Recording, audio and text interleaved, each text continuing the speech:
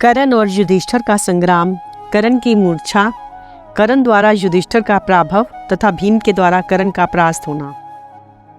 संजय कहते हैं, महाराज कर्ण ने उस सेना को चीरकर धर्मराज पर धावा किया। उस समय शत्रु ने उस पर नाना प्रकार के हजारों अस्त्र शस्त्र चलाए, किंतु उसने उन सब के टुकड़े टुकड़े कर डाले। इतना ही नहीं, अपने भयंकर बाणों से उसने शत्रुओं को घायल भी कर डाला। उनके मस्तकों, भुजाओं तथा जंघाओं को काट गिराया।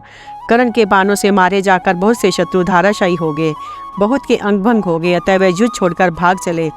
रणभूमि में शत्रु पक्ष के लाखों योद्धाओं की लाशें बिछ गई। उस समय कर्ण प्राणियों का अंत करने वाले यमराज के समान क्रोध में भरा हुआ था।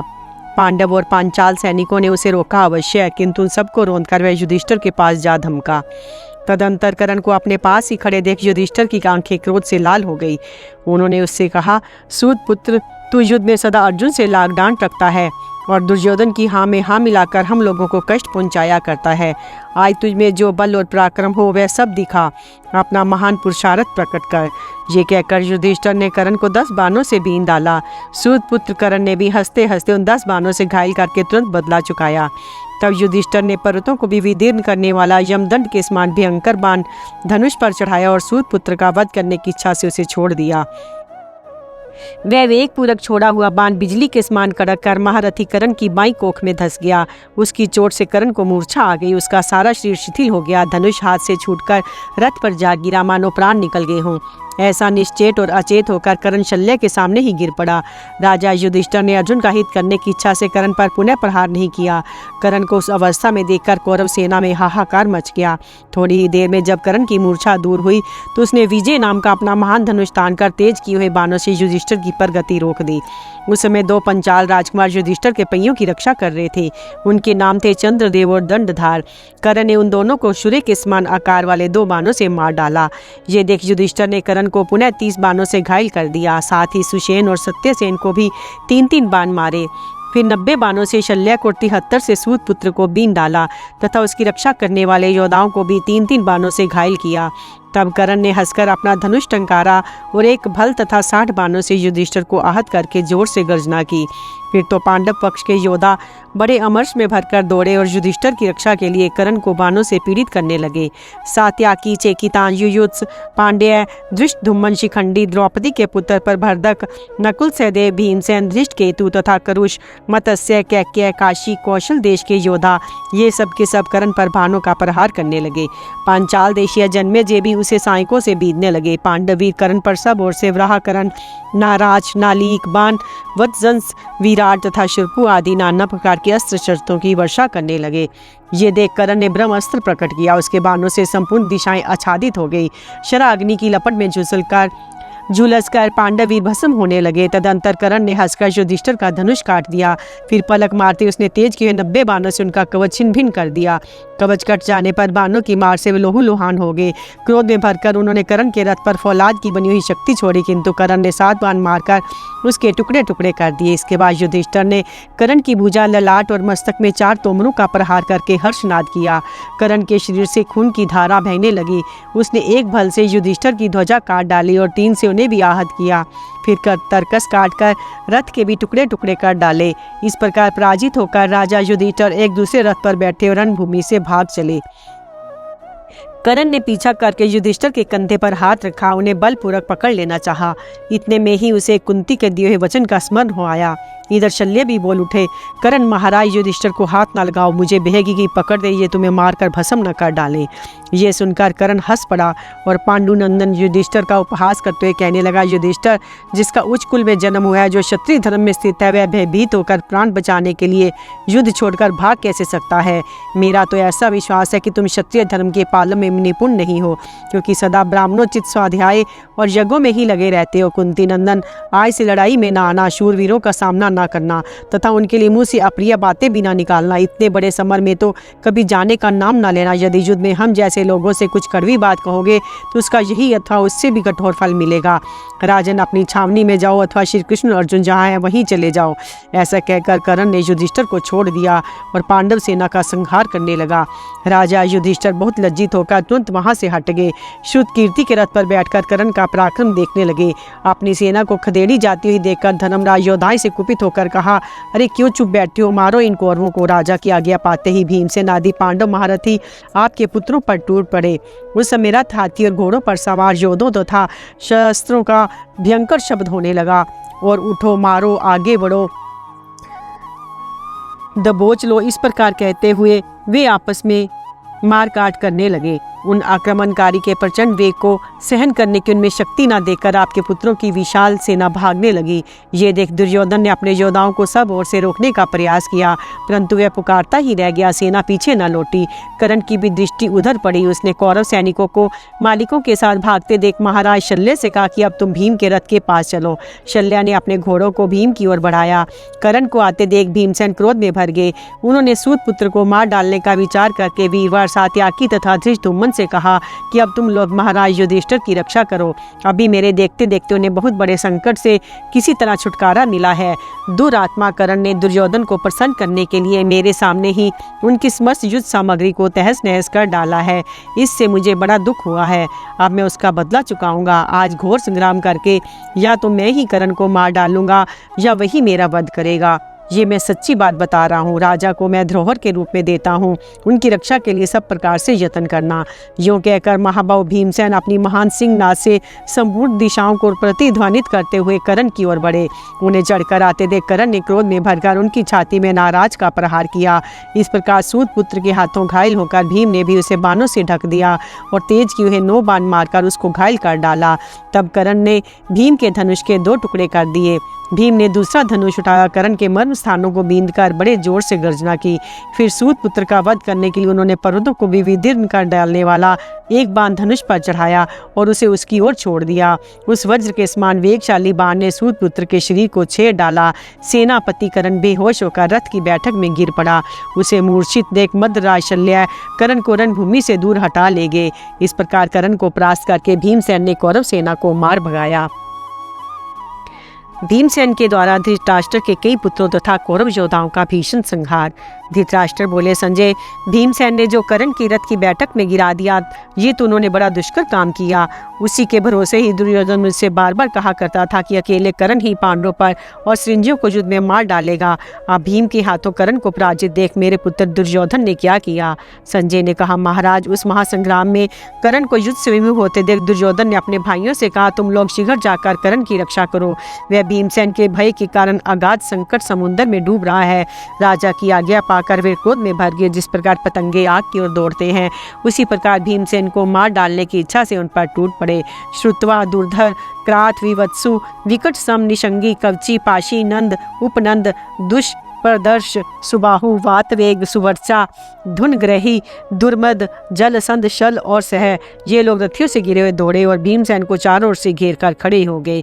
फिर तो उन्होंने नाना प्रकार के बाणों की जड़ी लगा दी। महाबली भीमसेन उनके प्रहारों से पीड़ित हो रहे थे, तो भी उन्होंने आपके पुत्रों के 500 रथों की ध्वजियां उड़ा दी और 50 रथियों को यमलोक भेज दिया। तदंतर क्रोध में भरे भीम ने एक भल मारकर विवत्सु के मस्तक को धड़ से अलग कर दिया। उसकी मृत्यु होती देख सभी भाई भीम पर टूट पड़े। तब उन्होंने 2 भल्लों से आपके 2 पुत्र विकट और श्रह के प्राण ले लिए। लगे हाथ भीमसेन ने तेज हुए नाराज से मारकर क्रात को भी यमलोक भेज दिया। महाराज, इस प्रकार जब आपके वीर धनुर्धर पुत्र मारे जाने लगे तो रणभूमि में बड़े जोर से हाहाकार मचा। उनकी सेना का संहार करके भीम ने नंद और उपनंद को भी मौत के घाट उतारा। अब तो आपके पुत्र भय से घबरा उठे। वे भीमसेन को परले कालीन यमराज के समान भयंकर जानकर वहां से भाग गए। आपके इतने पुत्र मारे गए, ये देख कर्ण का मन बहुत उदास हो गया। उसकी आज्ञा से मद्रराज ने पुनः घोड़े बढ़ाए। वे घोड़े बड़े वेग से आकर भीमसेन के रथ से भिड़ गए।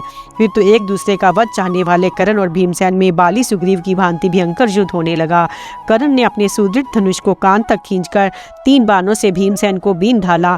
उन्होंने भी एक भयंकर बाण हाथ में लेकर उसे कर्ण पर चलाया। उस बाण ने कर्ण का कवच कवच फाड़कर उसके शरीर को छेद दिया। उस प्रचंड प्रहार से कर्ण को बड़ी व्यथा हुई।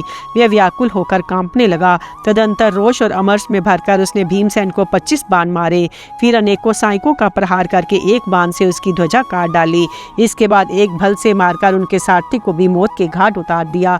लगे हाथ धनुष भी काट डाला। फिर एक ही मुहूर्त में हंसते हंसते उसने भीमसेन को रथहीन कर दिया। रथ के टूटते ही महाबाहु भीमसेन गदा हाथ में लिए हंसते हंसते कूद पड़े। फिर वेग से उछलकर वे आपकी सेना में घुस गए और गदा मार मार कर समस्त सैनिकों का संहार करने लगे। पैदल होते हुए भी उन्होंने अपनी गदा से 700 हाथियों को, अनेकों सवारों, ध्वजाओं और अस्त्र शस्त्रों से नष्ट कर डाला। इसके बाद शकुनी के अत्यंत बलवान 52 हाथियों को मार गिराया तथा 100 से अधिक रथों और सैकड़ों बादलों का संहार कर डाला। ऊपर से सूर्यदेव तपा रहे थे और सामने भीमसेन संताप दे रहे थे। इस समस्त योद्धा भीम के डर से मैदान छोड़कर भाग निकले। इतने ही में दूसरी ओर से 500 रथियों ने आकर भीम पर चारों ओर से बाण वर्षा आरंभ कर दी, परंतु भीम ने उन सबको गदा से मारकर यमलोक पठा दिया। साथ ही उनकी ध्वजा पताका और आयुधों के भी टुकड़े टुकड़े कर डाले। तत्पश्चात शकुनी के भेजे 3000 घुड़सवारों ने हाथों में शक्ति, दृष्टि और प्रास लेकर भीमसेन पर धावा किया। भीमसेन ने बड़े वेग से आगे बढ़कर उनका मुकाबला किया और तरह तरह के पैंतरे बदलते हुए उन सबको गदा से मार डाला। इसके बाद भीमसेन दूसरे रथ पर सवार हुए क्रोध में भरकर कर्ण का सामना करने के लिए पहुंच गए। उस समय कर्ण और युधिष्ठिर में युद्ध चल रहा था। कर्ण ने अपने बाणों से युधिष्ठिर को आच्छादित कर दिया और उनके सारथी को भी मार गिराया। सारथी के ना होने से घोड़े भाग चले। उनके रथ को पलायन करते देख महारथी कर्ण बाणों की बौछार करता हुआ उनका पीछा करने लगा। कर्ण को धर्मराज का पीछा करते देख भीमसेन क्रोध से जल गए। उन्होंने अपने बाणों से पृथ्वी और आकाश को चारों ओर से ढक दिया। इसके बाद कर्ण पर भी भीषण वर्षा की। कर्ण लौट पड़ा। उसने भी सब ओर से तीखे बाणों की वर्षा करके भीम को आच्छादित कर दिया। कर्ण और भीम दोनों ही धनुर्धरों में श्रेष्ठ थे। उस समय एक दूसरे पर विचित्र विचित्र बाणों का प्रहार करते उन दोनों ने अंतरिक्ष में बाणों का जाल सा बुन दिया। यद्यपि उस वक्त मध्याह्न का सूर्य तप रहा था, तो भी उन दोनों के सहायक समूहों से रुक जाने के कारण उसकी प्रखर प्रभा नीचे नहीं आने पाती थी। उस समय शकुनी, कृतवर्मा, अश्वत्थामा, कर्ण और कृपाचार्य, ये 5 वीर पांडव सेना से लोहा ले रहे थे। उनको डटे हुए देख भागने वाले कौरव योद्धा भी पीछे लौट पड़े। फिर तो दोनों पक्ष की सेनाएं एक दूसरे से गुथ गई। उस दोपहरी में जैसा भयंकर युद्ध हुआ वैसा मैंने ना तो कभी देखा था, ना सुना ही था। एक ओर के सैनिकों का झुंड दूसरी ओर के झुंड से सहसा जा भिड़ा। भीषण मारकाट मच गई। छूटते हुए बांस मुंह की आवाजें बहुत दूर तक सुनाई देने लगी। उस समय महान सुयश चाहने वाले दोनों पक्ष के योद्धाओं की सिंह गर्जना एक क्षण के लिए भी बंद नहीं होती थी। दोनों दलों में इतना भयानक युद्ध हुआ कि खून की नदियां बह चली। कितने ही क्षत्रिय उनमें डूब कर यमलोक पहुंच जाते थे। सब और मांस भोजी जंतुओं का चीत्कार हो रहा था। कोई गीद और वक आदि पक्षी मंडरा रहे थे। उस भयंकर संग्राम में कौरव सेना बहुत कष्ट पाने लगी। उस समय उसकी दशा समुद्र में टूटी नौका के समान हो रही थी। अर्जुन द्वारा संशप्तकों का संहार। संजय कहते हैं, महाराज, जिस समय शत्रुओं का संहार करने वाला वह भयानक युद्ध चल रहा था, उसी समय दूसरी ओर बड़े जोर जोर से गांडीव धनुष की टंकार सुनाई देती थी। वहां अर्जुन संशप्तकों तथा नारायणी सेना का संहार कर रहे थे। महारथी सुशर्मा ने अर्जुन पर बाणों की बौछार की तथा संशप्तकों ने भी उन्हें अपने तीरों का निशाना बनाया। तत्पश्चात सुशर्मा ने अर्जुन को 10 बाणों से बींधकर श्री कृष्ण की दाहिनी भुजा में भी 3 बाण मारे। फिर एक बल मारकर उसने अर्जुन की ध्वजा छेद डाली। ध्वजा पर आघात लगते ही उसके ऊपर बैठे विशाल वानर ने बड़े जोर से गर्जना करके सबको भयभीत कर दिया। उसका भयंकर नाद सुनकर आपकी सेना थर्रा उठी। डर के मारे कोई हिल डुल तक न सका। थोड़ी देर में जब उन्हें होश आया तो सब के सब अर्जुन पर बाणों की बौछार करने लगे। फिर सब ने मिलकर अर्जुन के विशाल रथ को घेर लिया। यद्यपि उन पर तीखे बाणों की मार पड़ रही थी, तो भी वे रथ को पकड़कर जोर जोर से चिल्लाने लगे। किन्हीं ने घोड़ों को पकड़ा, किन्हीं ने पहियों को, कुछ लोगों ने रथ की ईर्ष्या पकड़ने का उद्योग किया। इस प्रकार हजारों योद्धा रथ को जबरदस्ती पकड़कर सिंहनाद करने लगे। कुछ लोगों ने भगवान श्री कृष्ण की दोनों बाहें पकड़ ली। कई योद्धाओं ने रथ पर चढ़कर अर्जुन को भी पकड़ लिया। श्री कृष्ण ने अपनी बाहें झटककर उन लोगों को जमीन पर गिरा दिया तथा अर्जुन ने भी अपने रथ पर चढ़े कितने ही पैदलों को धक्के देकर नीचे गिराया। फिर आसपास खड़े हुए संशप्तक योद्धाओं को निकट से युद्ध करने में उपयोगी बाण मारकर ढक दिया। तदंतर अर्जुन ने देवदत्त तथा श्री कृष्ण ने पांचजन्य नामक शंख बजाया। उनकी ध्वनि से पृथ्वी और आकाश गूंजने से लगे। शंखों की आवाज सुनकर संशप्तकों की सेना भय से सिहर उठी। वह अर्जुन ने नागास्त्र का प्रयोग करके उन सबके पैर बांध दिए। पैर बंध जाने से निश्चेष्ट होकर वे पत्थर के पुतले जैसे दिखाई देने लगे। उसी अवस्था में अर्जुन ने उनका संहार आरंभ किया। जब मार पड़ने लगी तो उन्होंने रथ छोड़ दिया। अपने समस्त अस्त्र शस्त्रों को अर्जुन पर छोड़ने का प्रयास किया, किंतु पैर बंधे होने के कारण वे हिल भी ना सके। अर्जुन उनका वध करने लगे। इसी समय सुशर्मा ने गरुड़ अस्त्र का प्रयोग किया। उससे बहुत से गरुड़ प्रकट होकर सर्पों को खाने लगे। उन गरुड़ों को देख सब गण लापता हो गए। इस प्रकार नागपाश से छुटकारा पाए हुए योद्धा अर्जुन के रथ पर साइकों तथा अन्य अस्त्र शस्त्रों की वर्षा करने लगे। तब अर्जुन ने बाणों की बौछार से उनकी अस्त्र वर्षा का निवारण करके योद्धाओं का संहार आरंभ किया। इतने में ही सुशर्मा ने अर्जुन की छाती में 3 बाण मारे। इसमें अर्जुन को गहरी चोट लगी और वे व्यथित होकर रथ के पिछले भाग में बैठ गए। थोड़ी ही देर में उन्हें चेत हुआ। फिर तो उन्होंने तुरंत ही इंद्र अस्त्र को प्रकट किया। उससे हजारों बाण निकल कर चारों दिशाओं में छा गए और आपकी सेना तथा घोड़े हाथियों का विनाश करने लगे। इस प्रकार सेना का संहार होता देख संशप्तकों तथा नारायणी सेना के ग्वालों को बड़ा भय हुआ। उसमें वहाँ एक भी पुरुष ऐसा नहीं था जो अर्जुन का सामना कर सके। सब वीरों के देखते देखते आपकी सेना कट रही थी। वह स्वयं निश्चेष्ट हो गई थी। उससे पराक्रम करते नहीं बनता था। ये सब मेरी आंखों देखी घटना है। अर्जुन ने वहाँ 10,000 योद्धाओं को मार डाला था। संशप्तकों में से जो शेष बच गए थे उन्हें मर जाने या विजय पाने का निश्चय करके फिर से अर्जुन को घेर लिया। फिर तो वहाँ अर्जुन के साथ आपके सैनिकों का बड़ा भारी संग्राम हुआ। कृपाचार्य के द्वारा शिखंडी की पराजय, सुकेतु का वध, धृष्टद्युम्न के द्वारा कृतवर्मा और दुर्योधन का परास्त होना तथा कर्ण द्वारा पांचाल आदि महारथियों का संहार। संजय कहते हैं, राजन इस प्रकार कौरव सेना को अर्जुन की मार से पीड़ित होती देख कृतवर्मा, कृपाचार्य, अश्वत्थामा, आलूक, शकुनी, दुर्योधन तथा उसके भाइयों ने आकर बचाया। उस समय कुछ देर तक वहाँ घोर संग्राम हुआ। कृपाचार्य ने बाणों की इतनी बौछार की कि टिड्डियों के समान उन बाणों से पंचालों की सारी सेना आच्छादित हो गई। ये देख शिखंडी बड़े क्रोध में भरकर उनका सामना करने के लिए गया। उनके ऊपर चारों ओर से बाण वर्षा करने लगा, किंतु कृपाचार्य अस्त्र विद्या के महान पंडित थे। उन्होंने शिखंडी की बाण वर्षा शांत करके उसे 10 बाणों से बीन डाला। फिर तीखे बाणों के प्रहार से उसके सारथी और घोड़ों को भी यमलोक बिठा दिया। तब शिखंडी सहसा उस रथ से कूद पड़ा और हाथ में ढाल तलवार लेकर कृपाचार्य पर झपटा। उसे अपने ऊपर आक्रमण करते देख कृपाचार्य ने अनेकों बाण मारकर ढक दिया। शिखंडी ने भी बारंबार तलवार घुमाकर कृपाचार्य के बाणों को काट डाला। तब कृपाचार्य ने अपने साइकों से शीघ्रतापूर्वक शिखंडी की ढाल काट दी। अब सिर्फ तलवार लेकर वह उनकी ओर दौड़ा। कृपाचार्य अपने बाणों से उसे वार वार पीड़ा देने लगे। उसकी ये अवस्था देख चित्रकेतु नंदन सुकेतु तुरंत वहां आ पहुंचा और बाबा कृपाचार्य पर बाणों की झड़ी लगाने लगा। शिखंडी ने देखा कि ब्राह्मण देवता सुकेतु के साथ उलझे हुए तो वह मौका पाकर तुरंत भाग निकला। तदंतर सुकेतु ने कृपाचार्य को पहले 9 बाणों से बीनकर फिर 73 तीरों से घायल किया। इसके बाद उनके बाण से धनुष को काटकर सारथी के मर्म स्थानों में भी घाव किया। ये देख कृपाचार्य ने 30 बाणों से सुकेतु के संपूर्ण मर्म स्थानों में चोट पहुंचाई। इससे सुकेतु का सारा शरीर कांप उठा। वह बहुत व्याकुल हो गया। उसी अवस्था में कृपाचार्य ने एक शुट्टू मारकर उसके मस्तक को काट गिराया। सुकेतु के मारे जाने पर उसकी अग्रगामी सैनिक भयभीत हो सब दिशाओं में भागे। दूसरी ओर धृष्टद्युम्न और कृतवर्मा लड़ रहे थे। धृष्टद्युम्न ने क्रोध में भरकर कृतवर्मा की छाती में 9 बाण मारे तथा उसके ऊपर साइकों की भयंकर बौछार की। कृतवर्मा ने भी हजारों बाण मारकर उस शस्त्र वर्षा को शांत कर दिया। ये देख धृष्टद्युम्न ने कृतवर्मा के निकट पहुंचकर उसे आगे बढ़ने से रोक दिया। तुरंत ही उसके सारथी को भी तीखे भाले से मारकर यमलोक का अतिथि बनाया। इस प्रकार महाबली धृष्टद्युम्न ने अपने बलवान शत्रु को जीतकर साइकों की वर्षा से कौरव सेना का बढ़ाव रोक दिया। तब आपके सैनिक सिंहनाद करके धृष्टद्युम्न पर टूट पड़े। फिर घमासान युद्ध होने लगा। उस दिन अर्जुन संशप्तकों से भीमसेन कौरवों में और कर्ण पंचालों में घुसकर शत्रु का संहार कर रहे थे। एक और दुर्योधन नकुल सहदेव से भिड़ा हुआ था। उसने क्रोध में भरकर 9 बाणों से नकुल को और 4 साइकों से उसके घोड़े को बीन डाला। फिर एक शुराकार बाण से उसने सहदेव की स्वर्ण में ध्वजा काट दी। नकुल ने भी कुपित होकर आपके पुत्र को 21 बाण मारे तथा सहदेव ने 5 बाणों से उसको घायल किया। अब तो आपका पुत्र क्रोध से आग बबूला हो गया। उसने उन दोनों भाइयों की छाती में 5-5 बाण मारे। फिर 2 भल्लों से उन दोनों के धनुष काट डाले। इसके बाद उन्हें 21 बाणों से घायल किया। धनुष कट जाने पर दोनों भाइयों ने पुनः दूसरे धनुष लेकर दुर्योधन पर बड़ी भारी भारी बाण वर्षा आरंभ की। दुर्योधन भी बाणों की झड़ी लगाकर उन दोनों को रोकने लगा। उस समय उसके धनुष से निकलते हुए बाण संपूर्ण दिशाओं को ढकते दिखाई दे रहे थे।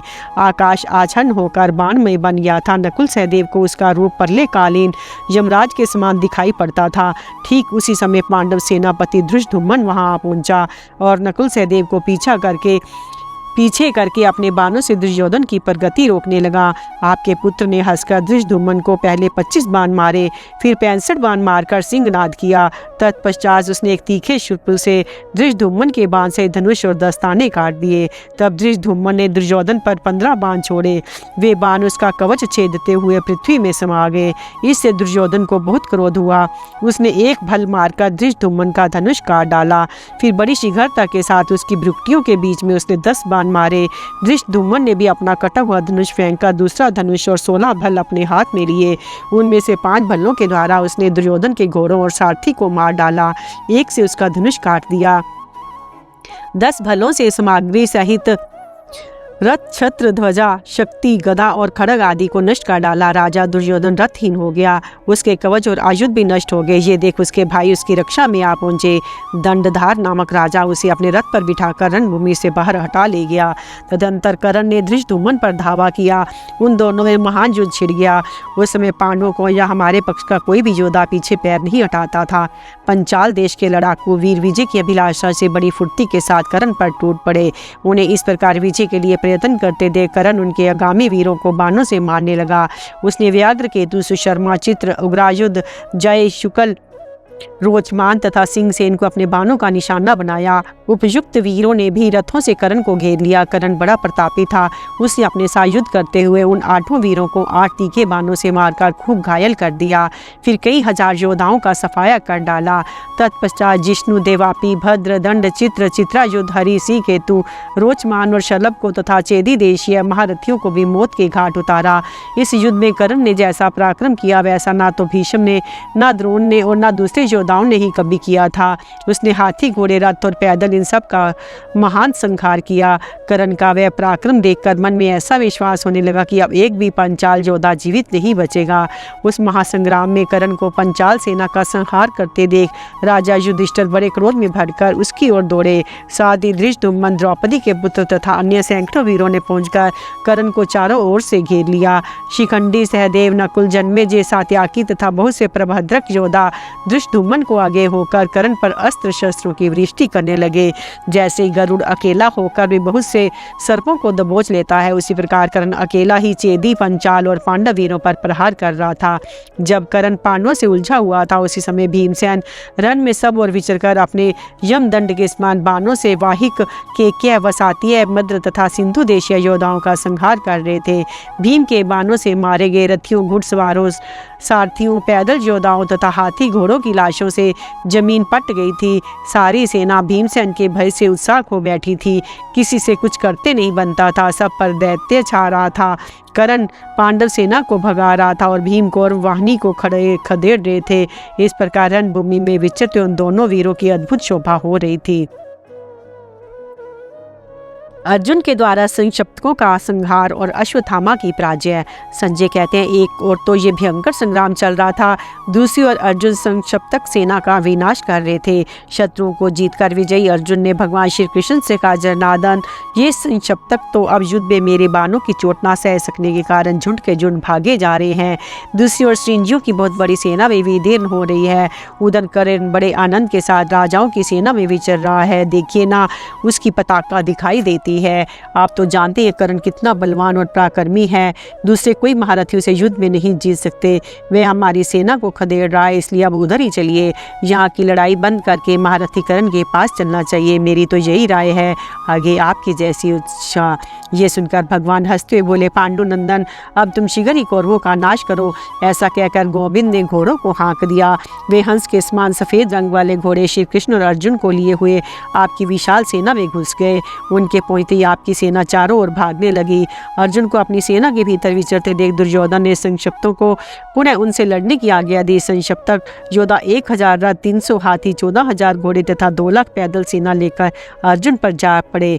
वे अपनी बाण वर्षा से अर्जुन को आच्छादित करते हुए उन्हें घेर कर खड़े हो गए। अब अर्जुन ने पाश हाथ में लिए यमराज की भांति अपना भयंकर रूप प्रकट किया। वे संक्षिप्तकों को संहार करने लगे। उस समय उनकी झांकी देखने ही योग्य थी।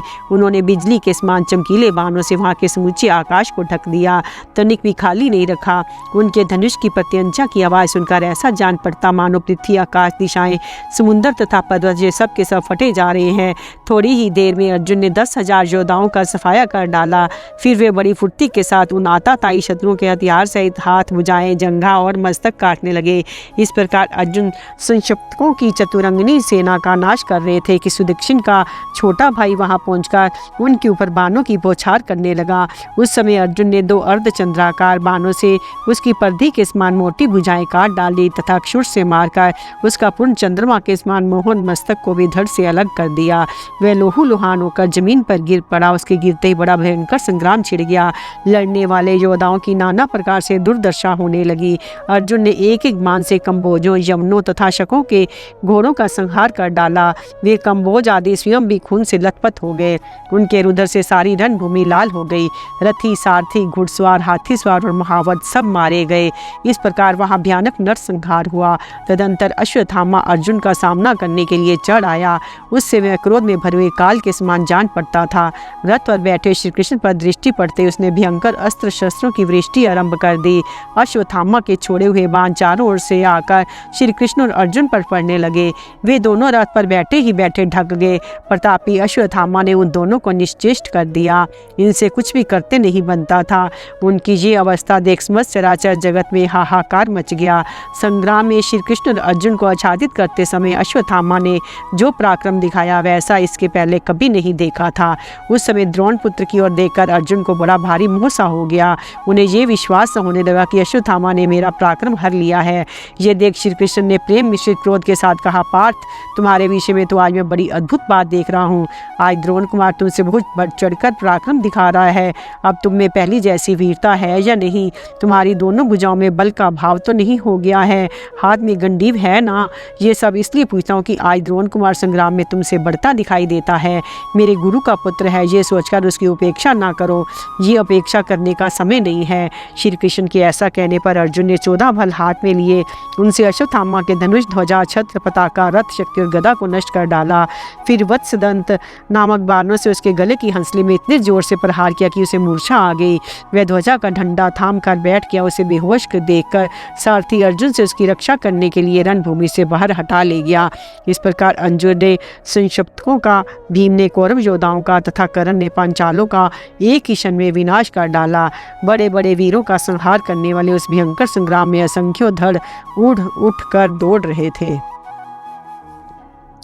अश्वत्थामा की प्रतिज्ञा, धृष्टद्युम्न और कर्ण का युद्ध। अश्वत्थामा के द्वारा धृष्टद्युम्न की और अर्जुन के द्वारा अश्वत्थामा की पराजय। संजय कहते हैं, महाराज, तदंतर दुर्योधन ने कर्ण के पास जाकर कहा, राधानंदन, ये युद्ध स्वर्ग का खुला हुआ दरवाजा है जो हमें स्वतः प्राप्त हो गया है। सौभाग्यशाली क्षत्रियों को ही ऐसा युद्ध मिला करता है। यदि तुम लोगों ने युद्ध में पांडवों को मारा तो धन धान्य से संपन्न पृथ्वी प्राप्त करोगे। यदि शत्रुओं के हाथ से तुम ही मारेगे तो वीर पुरुषों को प्राप्त होने योग्य पुण्य लोक पाओगे। दुर्योधन की बात सुनकर शेष क्षत्रियों ने हर्ष ध्वनि की। फिर सब और बाजे बजने लगे। उस समय अश्वत्थामा ने वहां पहुंचकर आपके योद्धाओं को हर्षित करते हुए कहा कि अब सब लोगों ने तो देखा ही था कि मेरे पिता अस्त्र डालकर योग में स्थित हो गए थे, तो भी उन्हें धृष्टद्युम्न ने मारा। इसके कारण मुझे अमर्ष है ही मित्र दुर्योधन का हित भी करना है। इसलिए क्षत्रियों, मैं आपके समक्ष ये प्रतिज्ञा करता हूँ कि धृष्टद्युम्न को मारे बिना अपना कवच नहीं उतारूंगा। यदि मेरी प्रतिज्ञा झूठी हो तो मुझे स्वर्ग ना मिले। लड़ाई में अर्जुन या भीमसेन जो भी मेरे सामने करने आएंगे उनका सबको कुचल डालूंगा, इसमें तनिक भी संदेह नहीं है। अश्वत्थामा के ऐसा कहने पर कौरवों की सेना ने एक साथ होकर पांडवों पर धावा किया। साथ ही पांडवों का भी उस पर आक्रमण हुआ। दोनों दलों में घोर संग्राम होने लगा। मनुष्यों का भीषण संहार मचा। प्रलय काल का दृश्य उपस्थित हो गया। उस समय पांडवों के पक्ष में युधिष्ठिर की और हमारे दल में कर्ण की प्रधानता थी। खूब जोर से मारकाट हुई, खून की धारा बह चली। संशप्तकों ने अब थोड़े ही बच गए थे, इसलिए धृष्टद्युम्न तथा पांडव महारथियों ने सब राजाओं को साथ लेकर कर्ण पर ही धावा किया, किंतु कर्ण ने अकेले ही उन सब का बढ़ाव रोक दिया। धृष्टद्युम्न ने कर्ण को एक बाण मारकर कहा, अरे खड़ा रह, कहाँ भागा जाता है। ये सुनकर कर्ण क्रोध में भर गया और धृष्टद्युम्न का धनुष काटकर उसने उसको 9 बाण मारे। धृष्टद्युम्न का कवच टूट गया। उसके बाद उसने भी दूसरा धनुष लिया और कर्ण को 70 बाणों से घायल किया। अब तो कर्ण को बड़ा कोप हुआ। उसने धृष्टद्युम्न पर मृत्यु दंड के समान भयंकर बाण का प्रहार किया। उस बाण को धृष्टद्युम्न की ओर आते देख सात्याकी ने अपने हाथ की फुर्ती दिखाते हुए सहसा उसके 7 टुकड़े कर डाले। ये देख कर्ण ने बाणों की वर्षा करके सात्याकी को चारों ओर से घेर लिया और 7 नाराजों से उसे बीन डाला। सात्याकी ने भी कर्ण का यही हाल किया। फिर उन दोनों में विचित्र प्रकार से घोर युद्ध हुआ, जिसे देखने और सुनने से भी भय होता था। इसी बीच में धृष्टद्युम्न पर अश्वत्थामा ने चढ़ाई की।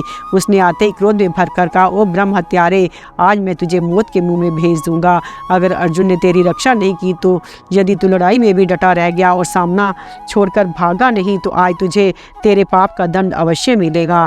तू कुशल से नहीं रह सकेगा। उसके ऐसा कहने पर धृष्टद्युम्न बोला, तेरी बात का उत्तर मेरी ये तलवार ही देगी, जो तेरे पिता को संग्राम में मुंह तोड़ जवाब दे चुकी है। यूं कहकर सेनापति धृष्टद्युम्न ने अमरस में भरकर अश्वत्थामा को एक तीखे बाण से बीन डाला।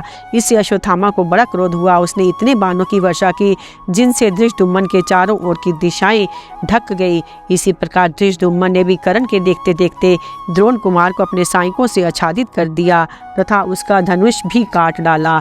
अश्वत्थामा ने वह धनुष फेंक दिया और दूसरा धनुष बाण हाथ में लेकर उसने धृष्टद्युम्न के धनुष, शक्ति, गदा, ध्वजा, घोड़े, सारथी तथा रथ को पलक मारते मारते नष्ट कर दिया। तब धृष्टद्युम्न के ढाल और तलवार हाथ में ली, किंतु महारथी अश्वत्थामा ने भल्लों से मारकर उनके भी टुकड़े टुकड़े कर डाले। साथ ही उसने अनेकों बाणों से धृष्टद्युम्न को बहुत घायल कर दिया। ये सब करने पर जब वह धृष्टद्युम्न का नाश न कर सका तो धनुष फेंककर धृष्टद्युम्न को पकड़ने के लिए दौड़ा। इसी बीच में श्री कृष्ण की दृष्टि उधर गई। उन्होंने अर्जुन से कहा, पार्थ वह देखो, अश्वत्थामा धृष्टद्युम्न को मारने के लिए बड़ा भारी उद्योग कर रहा है। इसमें संदेह नहीं कि वह उसे मार सकता है। धृष्टद्युम्न अब काल के समान अश्वत्थामा का ग्रास बनना ही चाहता है, इसलिए तुम इसे शीघ्र छुड़ाओ। ऐसा कहकर महाप्रतापी भगवान श्री कृष्ण ने जहाँ अश्वत्थामा था उधर ही अपने घोड़े बढ़ाए। श्री कृष्ण और अर्जुन को आते देख उसने धृष्टद्युम्न को मारने का विशेष उद्योग किया। अर्जुन ने जब देखा कि अश्वत्थामा द्रुपद कुमार को घसीट रहा है तो उसके ऊपर बहुत से बाण मारे। गांडीव से छूटे हुए बाण जैसे सांप अपनी बाबी में घुसते उसी प्रकार अश्वत्थामा के शरीर में धंस गए। उनसे पीड़ित होकर द्रोण पुत्र धृष्टद्युम्न को तो छोड़ दिया और अपने रथ में बैठकर धनुष हाथ में ले अर्जुन को बींधना आरंभ कर दिया। इतने में ही सहदेव ने धृष्टद्युम्न को अपने रथ पर बिठाकर वहां से अन्यत्र हटा दिया। अर्जुन ने भी द्रोण कुमार को बाणों से बींधना आरंभ किया। इससे अश्वत्थामा का क्रोध बहुत बढ़ गया। उसने अर्जुन की भुजाओं तथा छाती में भी बाण मारे। तब अर्जुन ने अश्वत्थामा के ऊपर द्वितीय कालदंड के समान एक नाराज चलाया। वह उसके कंधे पर लगते ही अश्वत्थामा विहल होकर रथ की बैठक में बैठ गया। उस समय उसे बड़ी वेदना हुई। उसकी ये अवस्था देख सारथी बड़ी फुर्ती के साथ उसे रणांगन से बाहर ले गया। महाराज, इस प्रकार धृष्टद्युम्न को संकट से मुक्त और अश्वत्थामा को पीड़ित देख पंचाल वीरों ने बड़े जोर से गर्जना की। हजारों दिव्य बाजे बाज उठे। सब लोग सिंहनाद करने लगे। तदंतर अर्जुन भगवान श्री कृष्ण से बोले कि अब संशप्तों की ओर चलिए। उनका संहार करना इस समय मेरे लिए प्रधान काम है। उनकी बात सुनकर भगवान हवा से बातें करने वाले अपने रथ के द्वारा संशप्तकों की ओर चल दिए।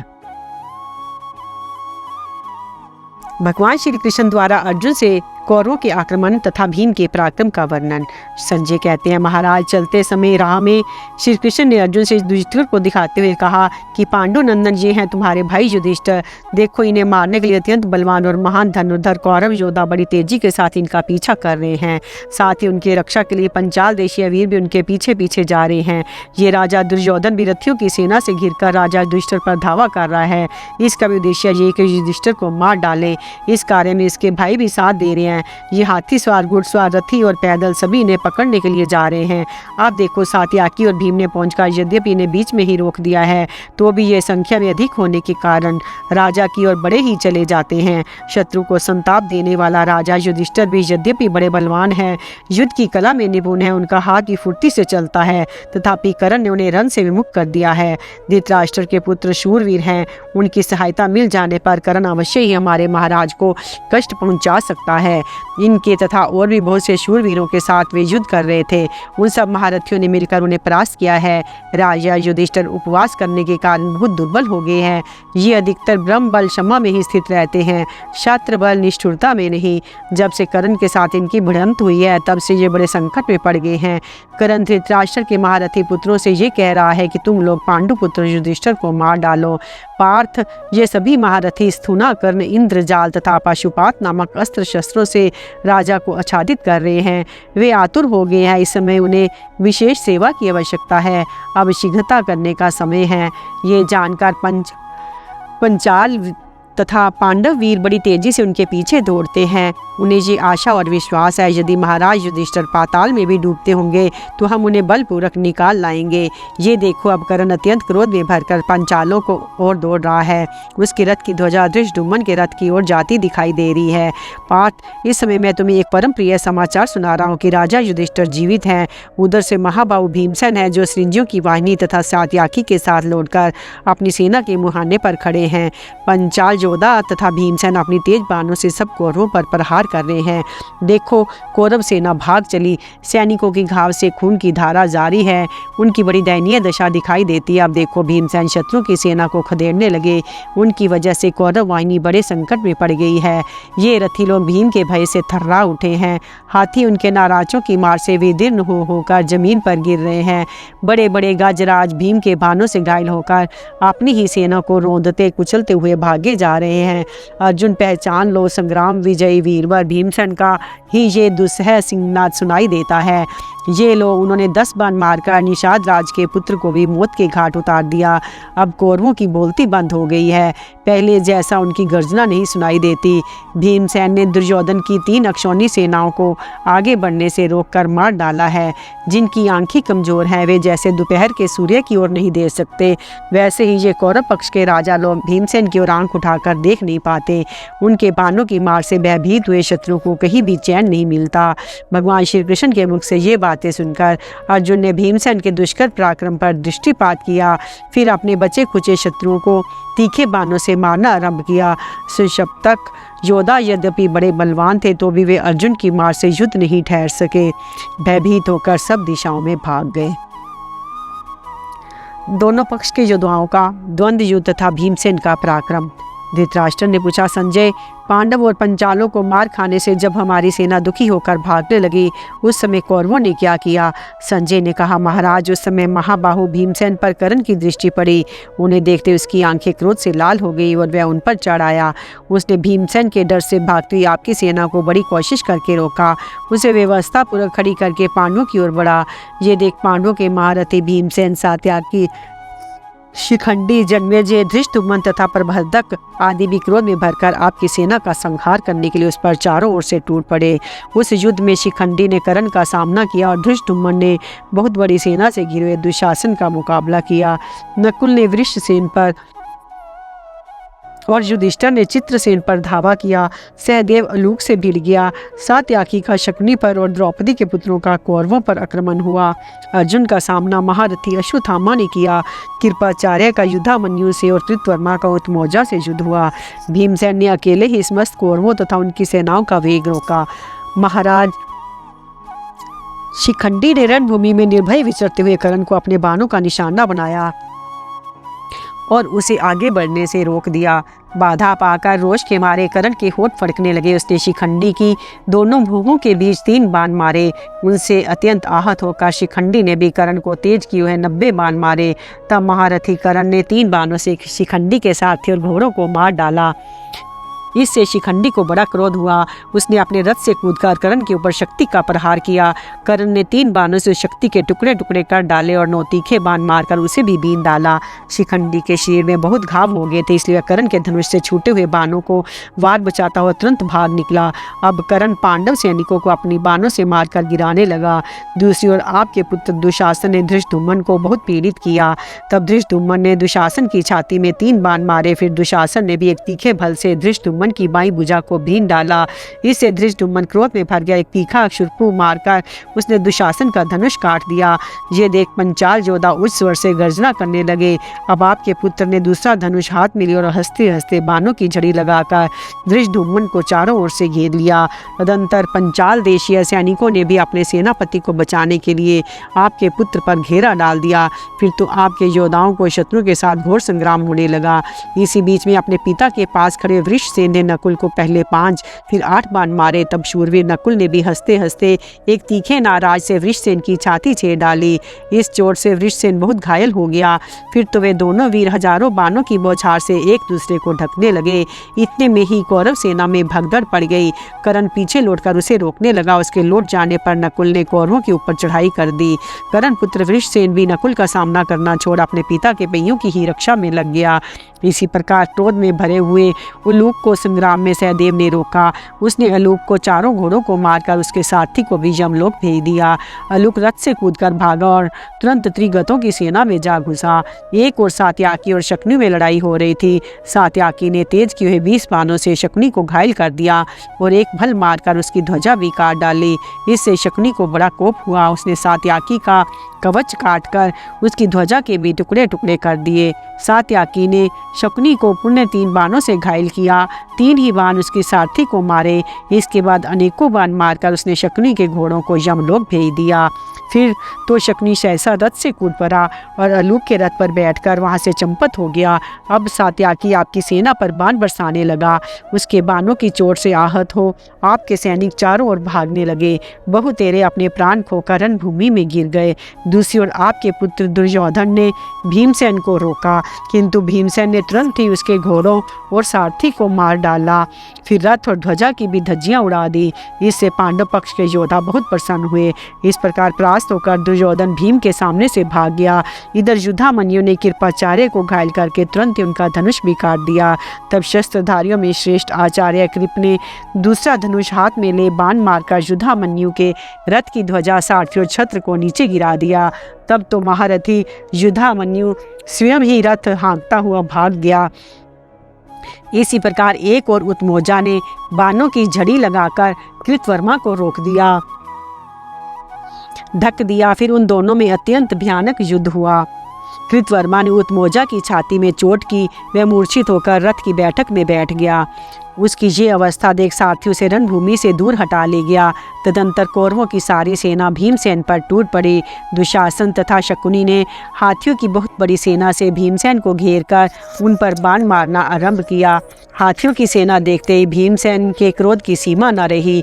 उन्होंने दिव्य अस्त्रों का प्रयोग करते हुए हाथियों का संहार आरंभ किया। अपने बाणों से हाथियों के हजारों जत्थों का सफाया कर डाला।